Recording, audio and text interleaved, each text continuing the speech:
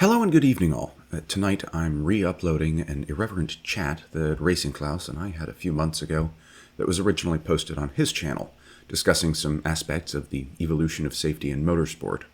Unfortunately, his channel was copyright nuked from orbit, and while this video contains original audio and no copyrighted material, one video does not a channel make, so I have instead become the custodian of its memory and share it here for posterity.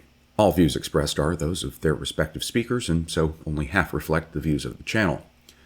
Let's have a brief moment's silence for the increasing number of small YouTube channels, specifically related to motorsports, that are being increasingly crushed by the hobnail boot of an erratic algorithm, and then on with the video.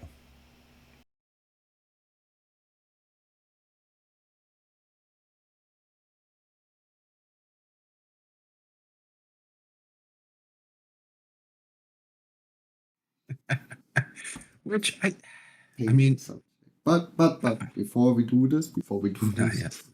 maybe before we start into the subject, we need to get some video introduction, something else. It's got to be better than the Le Mans 24 Hours intro that they had this year. I would just say, yeah, we just start the video with that. It's going to be better than the more 24 hours this year. Yeah. As an interesting opening. So, yes, subject, racing is getting too safe. Yep. And earlier was way better because everybody died. So now it's died. boring. Yes. The bloodthirst of the crowd shall assuaged. Yes. So, what was your point that you wanted to say? Oh, no, I didn't have a specific one. I just wanted to make sure that I knew what we were talking about. Or you mean on that subject? Yeah, you wanted to say something about the subject. So, yeah, I mean, I think it's kind of this, it's very mixed because on the one hand, you have the fact that racing used to be very much a risk to life and limb. I'm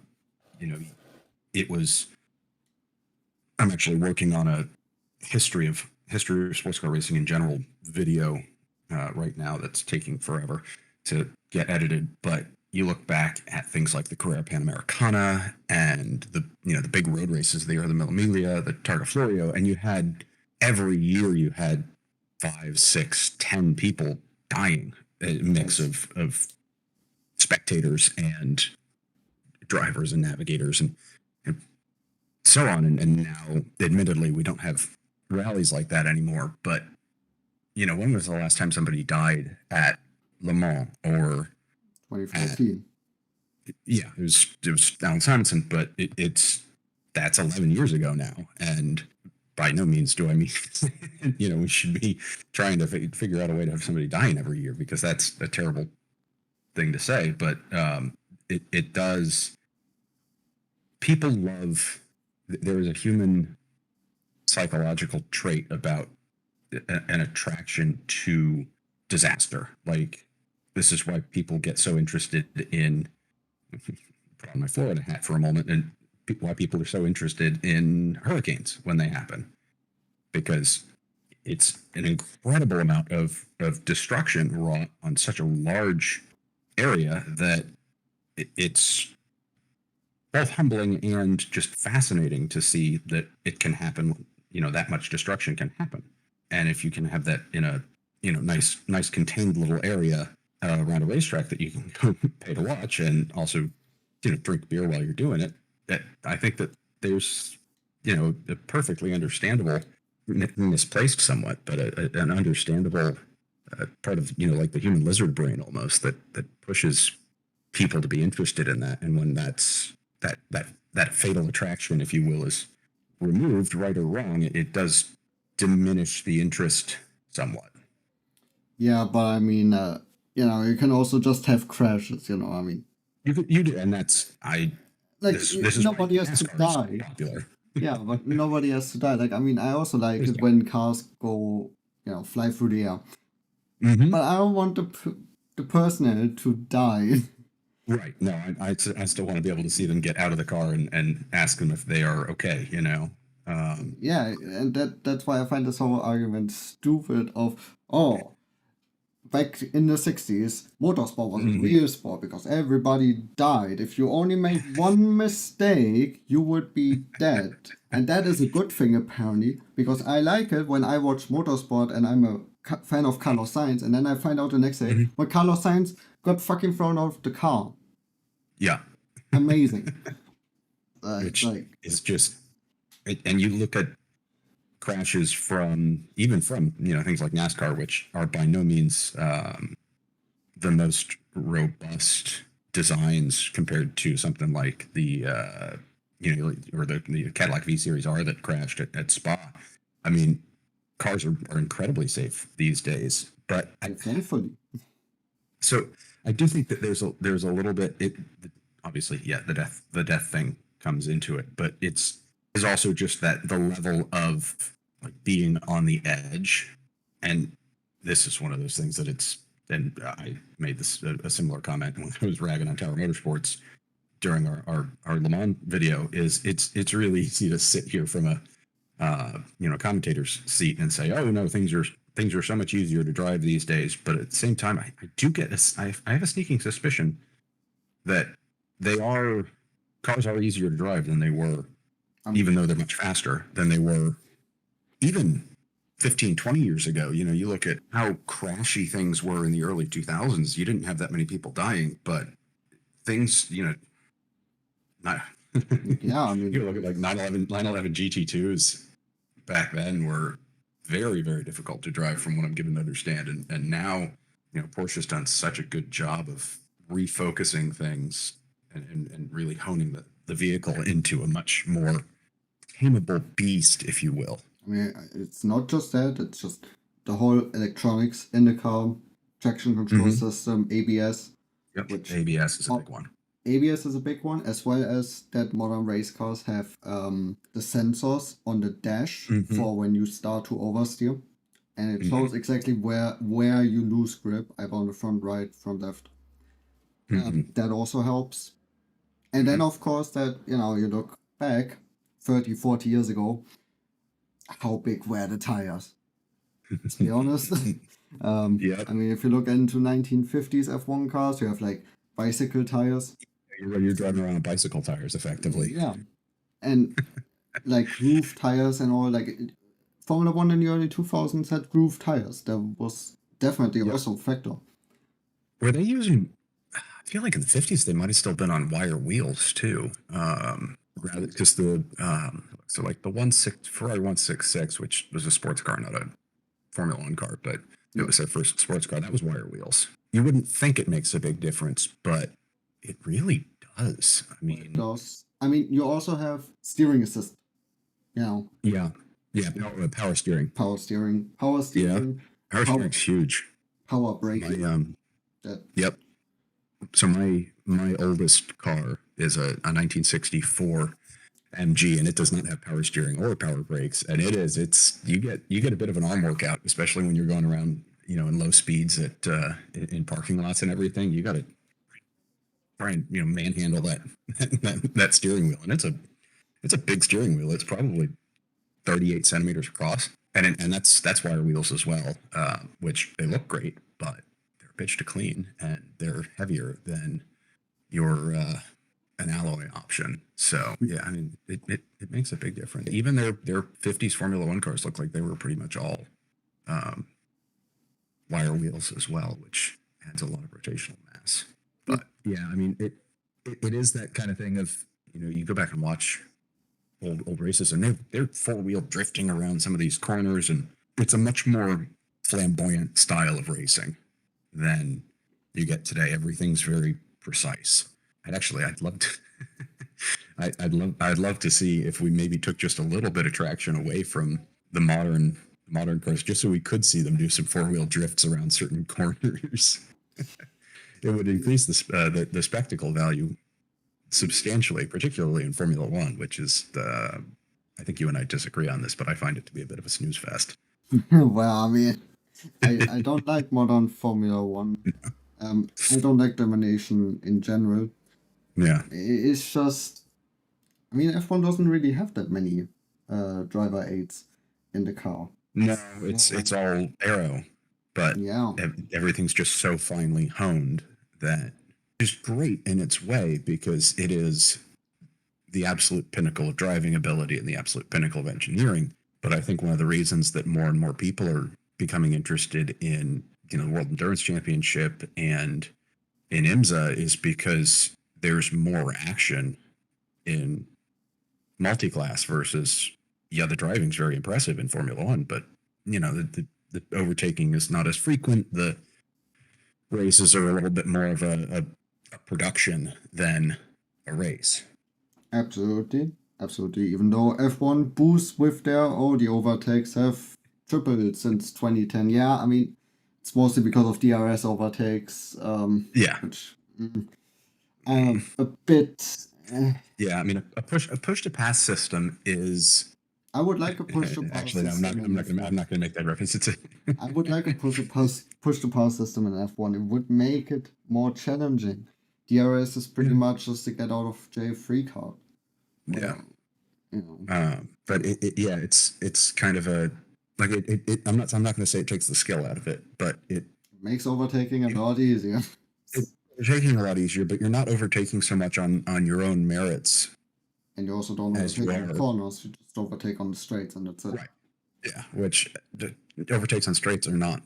Yeah, no. That entertaining to watch, because it's like, oh, he's just gone faster. Okay. Hey. There's no again, I won't say there's no skill in it, but compared to really getting a good inside line coming into a corner, or going or just even getting a better run out of a corner is a far more impressive and commendable way to make your take your position versus just being, oh, okay, all of a sudden I've got another I have no idea how much extra speed they get, but I've got another 30 kilometers an hour of top speed because I've pushed a button. Yes.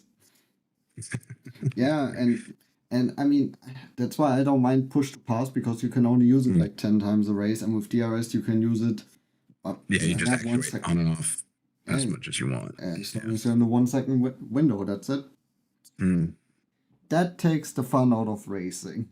I'm still though against. Let's make motorsport more dangerous again. But there's that again, that fine line between let's make it more challenging versus let's make it more dangerous, because you also have. I mean, there's also that, because it's active aero is kind of where I come back to speaking, specifically about a DRS spoiler, but the other applications of active aero, I'm not opposed to it in principle, but I do feel like it becomes one of those things that would, if you just said, okay, active aero is allowed now, you'd get another big budget arms race like you did with the hybrid systems in LMP1, like you did with the total lack of rules in Can-Am or Group C that but you can't really anymore, because F1 has a budget cap. Yeah, well, and I mean they're supposed to more or less have one for hypercar and for LMDH/GTP. There's not a specific stated budget figure, but the whole point, especially for LMDH, with having the spec hybrid system for the LMDHs from Bosch, Williams, and X-Track, I still remember that, and the you can only get from 1 of 4 approved chassis suppliers, was to mitigate cost overruns. And I could see active aero very easily becoming the next big budget arms race to kill another motorsports class, because that's ultimately the problem. Is if you do try and go make it too dangerous, you get public outcry when people start dying again. then you're back to square one with people saying, oh, you can't go racing in this anymore. Yeah, I don't think that much will happen. They really cried out when Yankee died, that the sport should be stopped. Yeah. I do like, and I want that motorsport should be a challenge. It should just not be dangerous. You can also make a challenge and be a safe sport at the same time. Yep. I mean, because I'm a huge advocate for Mazda MX-5 Cup as just the most entertaining thing in motorsport, I think, that you can watch. That's still serious racing, because have you ever watched like school bus racing, where they get a bunch of old school buses?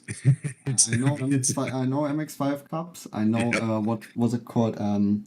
there was a race in Australia, not stadium super trucks, but it was something like shitboxes, like S1600 classes, like. Okay. Yeah. But they like really, really hard racing. Yeah, there is. And I know it's in the U.S. I don't know if it's made it across to Europe yet, but we also have a race series called the 24 Hours of Lemons. So like in shitbox. Which, yeah, no, it's so. Speaking about price limits, that you're limited to a $500 acquisition cost of your car. Like so it's an actual shitbox. Yeah, it is. It's like you either have to buy something that's wrecked or that is just an absolute shitbox. And now I do want to point out that that's $500, and you can't spend more than $500 on improvements to your car either, apart from for brakes, roll cage, seat, general safety equipment. Because a $500 roll cage would be an invitation to an early grave. Yeah. But they do some seriously hard racing in Lemons as well. And if you ever have the opportunity, I got to look up now if they have racing in Europe or if they're only in the U.S. But I think it's like a different series name, but like same thing. Yeah, that also exists in Europe. Yeah, same idea. Yeah, endurance racing for 500, and you get some people out there. With one, the first one I went to was actually at it's only in the U.S. Only at the first one I went to was at Road Atlanta in December of 2019. And I mean, there were a few people there in old, like 1990s Mustangs. There were some folks there there was one guy there with a Saturn Sky, which I don't think you guys had over in Europe, but it was a small General Motors Roadster that they'd made a fiberglass hardtop for. But again, I mean, the emphasis on safety is understandable and appreciable. All right, I see what it is. That's pretty much an Opel. That's not the Opel GT. That's the Opel GT Roadster. That's what it was called, the predecessor. The successor to the Opel. Similar to the Opel. No, the Opel GT. I thought the Opel GT was a. No. So this is the Opel GT from 2007. That is the successor to the Opel Speedster. Yes, it's the same car. Opel GT 07 is the same as the Saturn Sky and the Pontiac Solstice. Yeah. I don't know about you, but I thought that was a great looking car for what it was. It was inexpensive. I think the retail price on it was like $27,000 US or something. But that was a great looking little vehicle. I liked the Opel Speedster as well, but that's because it was a Lotus Elise underneath that looked like it had been designed by Ridley Scott. Yeah, I think the only thing I hate about the Speedster are the exhausts. They are a bit stupid. That is a bit silly. But apart from that, it is pretty iconic. And I mean, exhaust is so fixable relative to pretty much any other design choice, because you can just swap out the exhaust for something else. Yeah, exactly. And I mean, for 200 horsepower, this thing is pretty nice. Yeah, I mean, and it's a small. What was the curb weight on it? It was only 870 kilos. Like, yeah, you don't need more than 200 horsepower. I mean, my MG is it's a little bit heavier than that. It only has 90 horsepower, and I'm not going to win any races in it, but it's plenty fun to drive around and just chuck into corners and everything, and it gets on the power quick enough. So yeah, no, that was a great. They were made 2004. This is the first year. It's 2000. I think they might be. So we've got lots of stupid rules in the United States, but one of the stupidest as it pertains to vehicles is you can't import things that weren't sold in the U.S. until it's either 22 or 25 years after. It was 25 years. 25, yeah. Import. And this will be model year 2001 through 2006, so it's 1 year away from actually being eligible to import. Those were great. That and the other guy, I'd love to import it's a stupid thing to want to import, but a Volkswagen Scirocco from the the Mark 7 Golf era. I don't remember exactly the years that they made it. It was like 2009 through. Yeah. But I thought and every time I see one in Europe, I look at it. I'm like, that's just such a good looking car. Yeah, 2008 to 2017. So I've still got I got to wait until 2033, by which point we will probably all be dead. But who knows? I mean, before we completely drift off. Yes, Safety motorsport, and stupid idiots giving their shit about everything. I don't know if Jeremy Clarkson has changed his opinion yet, because the last time I saw the Jeremy Clarkson interview, he was all about that motorsport today is boring and everybody that drives is pretty much a pussy, and those aren't real, man, you know. It's also easy for him to say because he doesn't fit in any modern racing car because he's too tall and too fat. Not even. I mean, there's proof for that in a Top Gear episode. Yeah. I mean, and again, it's such a double-edged sword because I get the point to an extent and don't disagree with it. I just don't think that it needs to necessarily be taken to the extent of racing's become too safe. Therefore, people need to start dying again. Yeah. It's such a logical leap that it's one of those things of, you know, I agree with your premise. Your solution is completely out of whack with any reasonable relationship with reality. Yeah, and I mean, in today's TV rights and everything, what would Liberty Media do if suddenly 3 drivers died in a season? I know. You couldn't. I mean, yeah, you couldn't have that. 3 drivers died in a season. If you had more than 1 death in a season, or if you had 1 death per season more than like maybe twice, all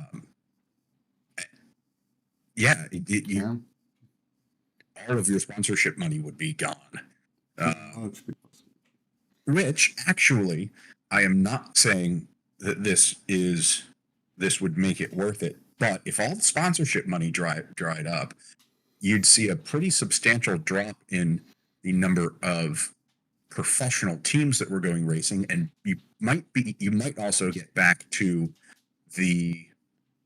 some of the what I think are the nicer things about racing in the 50s and 60s, in that you had a lot more local entries coming to compete in actual races. Like if you look through, and this is one of the things that I'll be highlighting in some of the videos about the history of racing, is you had some weird shit show up at races in the 50s and 60s and 70s. I mean, the 1970 24 Hours of Daytona, which was Porsche's like first big motorsports victory with the 917K, somebody was racing a dune buggy. Yeah. Yeah. I love the idea of somebody driving a dune buggy around the Daytona Tri-Oval, and they probably can't do much more than 70 miles an hour, and then a 917 just comes past it at 215 on the high banks. I mean, I would have loved to have been able to photograph that. All I can say is we still have those races today, even in professional motorsport. We still have 24-hour Nürburgring, where you have GT3 cars race against the DCLO. That's true, but they're much fewer and further between than they used to be. We do get, historic races. You do get some of that. Where it's, but historic races isn't really racing. Although I do think, though, that is also a part of safety, because if a car goes too slow, it is an actual problem. Yeah. There was one time, Nürburgring 2007, where a 1965 Mini Cooper race. And you have a Dodge Viper GT2 coming up with 300 kilometers per hour, and then you have a Mini Cooper in front of it. And That's the problem. Yeah. If the Viper doesn't break, the Cooper is gone, and that is then the problem. Yeah, no, that's fair. And I mean, you do run into that less so, but even with just the GT3s and hypercars, and I think it was probably actually worse back 15 years ago when even GT2s were a lot slower than GT3s are today, and prototypes have not actually gotten that much faster.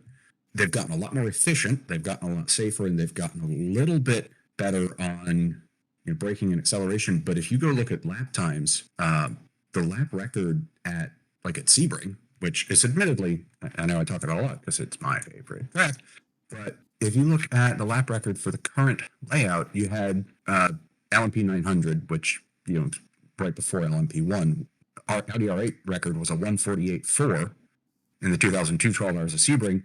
The current LMDH record is a 148.3.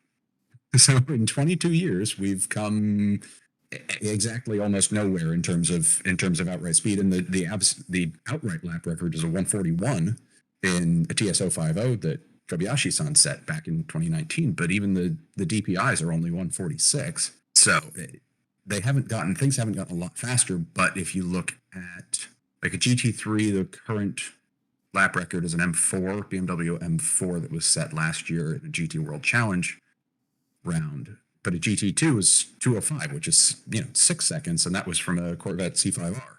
It's still not a huge differential, but it's more considerable. It's 6 second gap versus a non-second gap. But I think though there's a good reason for that, because Sebring is a poor example because of its bumpiness, which does not make a good downforce. No, it's terrible for downforce. It's really terrible for ground effect cars. But okay, so let's go look at Road Atlanta. So the lap record there is actually still from LMP1. It's a Peugeot 908 from 2008, because they haven't raced anything quite that fast there since. But the DPI lap record is also a 107.056 for the Peugeot. It's 108.869 for the Cadillac DPI VR from 2019 Petit Le Mans, and it's a 111 effectively for LMDH with the Cadillac again. And then here in LMP 900, about just shy of a second back, is Alan McNish in the Audi R8 at the 2000 Petit Le Mans. But GT1 lap record is from 2008, so it's admittedly late GT1. Is a 117. If you want to look at real GT1s, you've got the Porsche 911 GT1 prototype, was a 115. So 2 seconds delta. But then GT3 is a 119. GT2 is a 120. Which makes sense. Yeah, we can pretty much say in conclusion to the safety thing. In conclusion to the safety thing, everybody who says driving should be more dangerous is fucking stupid. Yes, to the point that it should be. It should be more dangerous. More dangerous. It should be more exciting without necessarily increasing risk to life or limb. Yes, I also like hard racing. Everybody should hard race. Everybody should bash wheels, break parts from the car. They shouldn't break their own bodies. Race hard, but don't race risky. And don't kill yourself doing it. Yeah. So. Which, I mean, it is, but it's very gratifying to be able to see crashes that 25, 30 years ago probably would have been fatal. Yes, and to see. Hopefully not. Yeah, to see, Alan McNish in 2011 get out of the car alive, to see, who was it at Spa? It was Sebastian Bourdais, I think, driving the Cadillac when it just disintegrated, and get out of the car alive. And it's definitely more relieving to see somebody not dead. Yeah, and it's also because you want to keep the fans from a sport.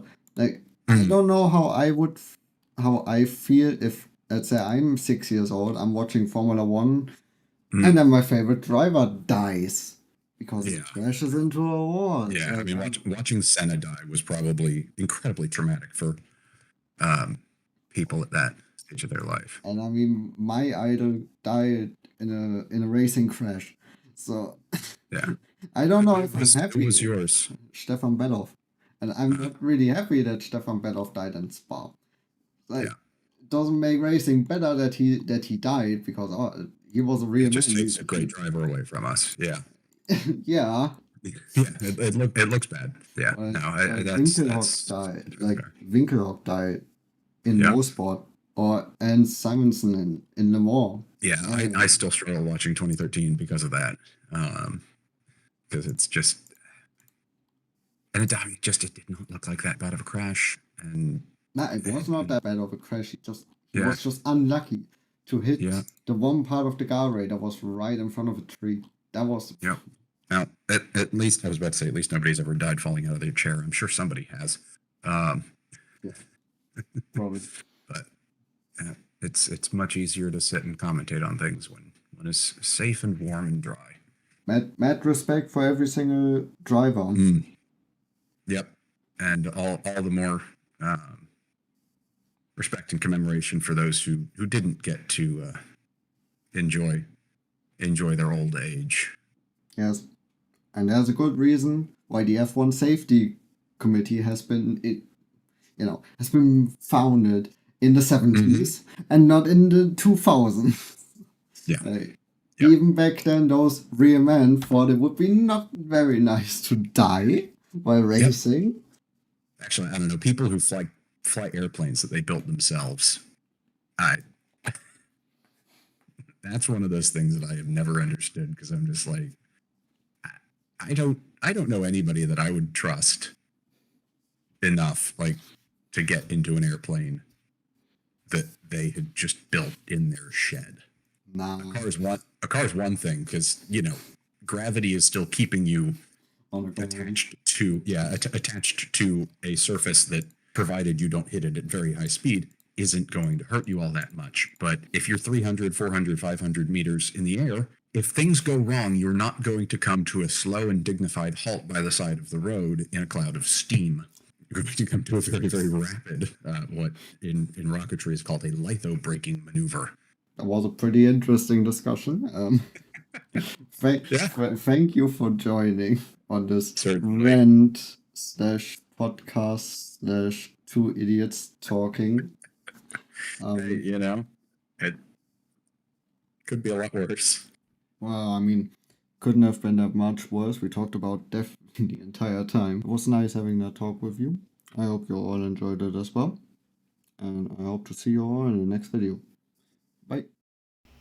That brings us to the end of another video. Next week, I am aiming to finally get the History of Sports Car Racing Part 1 video finished and uploaded, so join us then.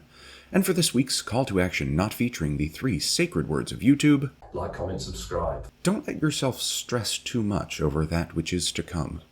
I spent most of last week on absolute tenterhooks over having to stand up and give an hour-long speech in front of about 200 attorneys, business owners, and executives, and while I'm not going to say that I absolutely knocked it out of the park, for a first-time thing and speaking on a very dull topic, policies and procedures for your law firm, it went rather well.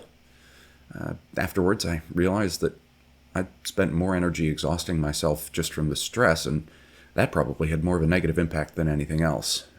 So, prepare, trust yourself, and actually, as I'll have just been in the UK as this video goes live, keep calm and carry on.